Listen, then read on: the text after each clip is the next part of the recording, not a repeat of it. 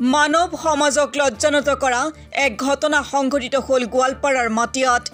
গৰু এৰাল দিবলৈ যোৱা ৭০ বছৰীয়া এগৰাকী বৃদ্ধাক এটা দুৰ্বৃত্তই ধৰ্ষণ কৰি হত্যাৰ চেষ্টা চলায়। অচিনাক্ত দুৰ্বৃত্তই গৰু এৰাল দিবলৈ যোৱা ৭০ ঊৰ্ধৰ মহিলাগৰাকীক পথ দেখুৱাৰ চলেৰে হাবিৰ মাজলৈ লৈ গৈ দুৰ্বৃত্তই মুখত কাপোৰ বান্ধি ধৰ্ষণ কৰে ওপৰজুপৰি।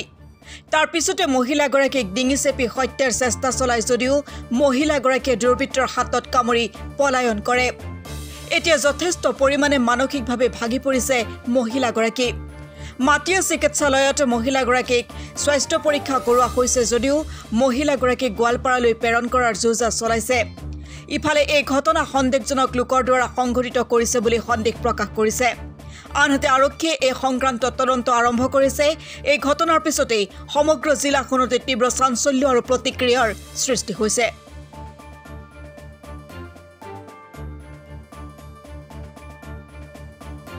ঘটনা হ'ল প্ৰায় ৭০ বছৰ বয়সৰ এগৰাকী মহিলাক ধৰ্ষণ কৰা হয় আৰু হত্যাৰ প্ৰচেষ্টা চলাইছিল।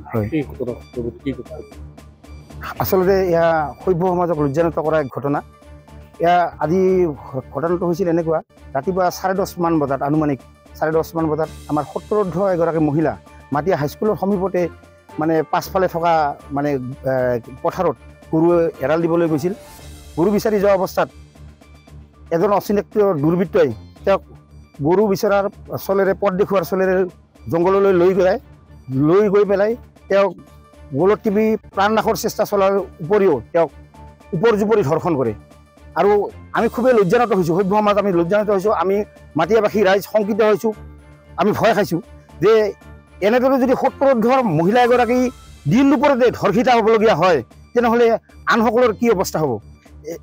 সেইবাবে আমি মাটিয়াবাসী ৰাইজে স্থানীয় প্ৰশাসন, জিলা প্ৰশাসন, অসম চৰকাৰক আমি কৰজোৰে অনুৰোধ জনাইছোঁ যে ইয়াৰ যথোপযুক্ত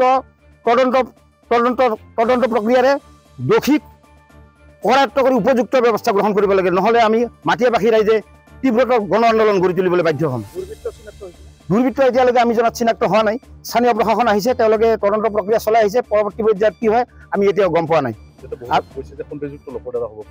হয়, সন্দেহযুক্ত লোকৰ দ্বাৰা হ'ব পাৰে মানে আমি মাটিয়াবাসী ৰাইজে আমি ভাবিছোঁ, কাৰণ সেই ঠাইখিনিতে আজি কিছু দিনৰ পৰা অচিনাকি কিছুমান মুখৰ মানুহে আহি বসবাস কৰিবলৈ লৈছে। মানে আমাৰ দ কৃষিভূমি অঞ্চলত মাটিৰ শ্ৰেণী বিভাজন নকৰাকৈ তেওঁলোকে তাতে ভেটি মাটি বান্ধি লৈছে, ঘৰ বান্ধিবলৈ লৈছে। আমাৰ এই অঞ্চলৰ পানী যোৱা ৰাস্তা, পানী নিষ্কাশনৰ একমাত্ৰ পথ আছিল সেই জুলিটো দ মাটিখিনি। সেই মাটিখিনি তেওঁলোকে মাটি পুতি বোকাই তাত ঘৰ বান্ধিছে আৰু বহুত অচিন মানুহেৰে সেই ঠাইখিনি ভৰি পৰিছে। আৰু সেই অচিনাকি মানুহখিনিৰ দ্বাৰাই এই ঘটনা সংঘটিত হ'ব পাৰে বুলি আমি মাটিয়াবাসী ৰাইজে সন্দেহ কৰিছোঁ। মহিলা এগৰাকীক ধৰ্ষণ কৰা হ'ল, হত্যাৰ প্ৰচেষ্টা চলোৱা হ'ল। ইয়াৰ প্ৰতিক্ৰিয়া হিচাপে কি ক'ব, কেনেকৈ ঘটনাটো সংঘটিত আপুনি জানে? আমাৰ গাঁৱৰ ওচৰৰে ৭০ বছৰৰ ঊৰ্ধৰ এগৰাকী মহিলা, মোৰ ওচৰৰে বাইদেউ হয় চিনাকি। তাৰপিছত তেখেতক মানে ৰেপ কৰিলে। আচলতে আমি লজ্জিত হৈছোঁ, সেইকাৰণে আমি এই কথাটোক তীব্ৰ গৰিহণা দিছোঁ। গৰু বিচাৰি যাওঁতে যে এজনী মহিলা সুৰক্ষিত নহয়, সেইকাৰণে আমি ভাবিছোঁ যাতে ইয়াৰ উপযুক্ত শাস্তি বিশেষ বা জিলা প্ৰশাসনে আমাক এইখিনি সহায় সহযোগ কৰে। দুৰ্বৃত্তক এতিয়ালৈকে চিনাক্ত কৰা হোৱা নাই আৰু অতি শীঘ্ৰে দুৰ্বৃত্তজনক চিনাক্ত কৰিবৰ কাৰণে আমাৰ ঘৰ ওচৰত অকলে মানে বাইদেউজনী অকলে গৈছিলে। দুৰ্বৃত্ত এজনে আছিলে, তেওঁ মানে উলংগ হৈ আছিলে, মুখত কাপোৰ এখন বান্ধা আছিলে। তাৰপিছত তেখেতে মানে হত্যাৰো চেষ্টা চলাইছিলে। বাইদেউ মানে একেবাৰে হাতত কামুৰিলে। হাতত কামুৰাৰ পিছত দুৰ্বৃত্তই এৰি পলাই গুচি গ'ল। দুধনৈৰ পৰা ভৱেশ চন্দ্ৰ ভাগৱতৰ ৰিপৰ্ট, অসম টুডে।